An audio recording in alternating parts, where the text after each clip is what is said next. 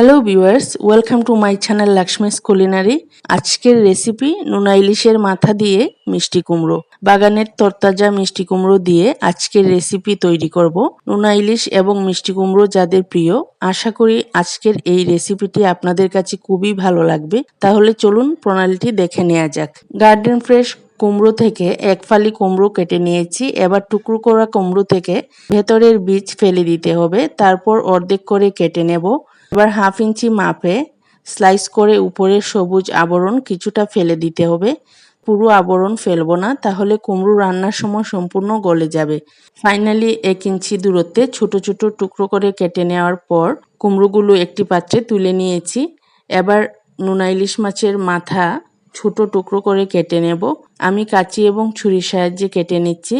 নোনা ইলিশের ফুলকো ফেলে দিতে হবে।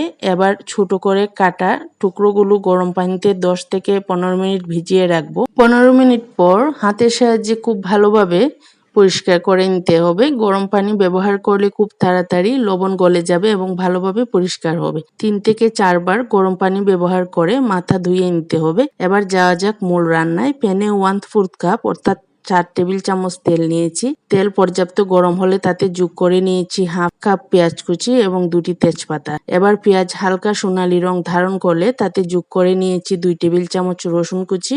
রসুন ভাজার সুন্দর গন্ধ বের হলে যোগ করে নিয়েছি 1 চা চামচ আদা বাটা। এবার আদা, রসুন ও পেঁয়াজের সোনালী বর্ণ ধারণ করলে যোগ করে নিয়েছি কেটে রাখা কুমড়ো এবং 1 চা চামচ লবণ।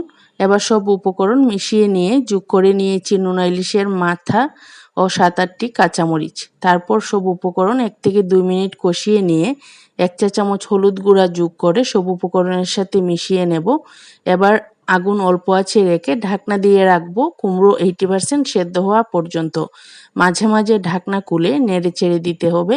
কুমড়ো এবং সব মশলা যখন তেল থেকে আলাদা হবে, ওই পর্যায়ে 1/4 কাপ অর্থাৎ 60 ml পরিমাণ পানি যোগ করে নিতে হবে। খুবই অল্প পরিমাণে পানি যোগ করেছি, তা না হলে কুমড়ো গলে যাবে।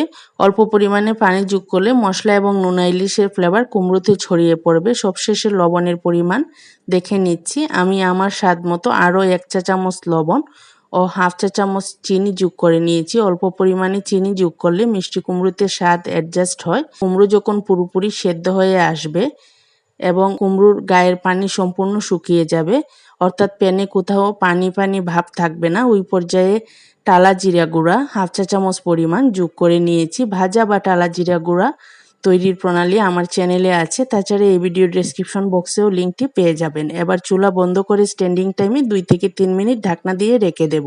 তৈরি হয়ে গেল ভীষণ মজাদার নোনা ইলিশের মাছের মাথা দিয়ে মিষ্টি কুমড়ো। ইলিশ মাছ থেকে নোনা ইলিশ তৈরি সহ নোনা ইলিশের অনেক রেসিপি আমার চ্যানেলে পাবেন। তাছাড়া এই ভিডিওর ডেসক্রিপশন বক্সেও লিঙ্কগুলো পেয়ে যাবেন। ভিউয়ার্স, আমার আজকের রেসিপিটি ভালো লাগলে please like, share and comment আর চ্যানেলটি সাবস্ক্রাইব করে আমার পাশেই থাকুন। Thank you for watching.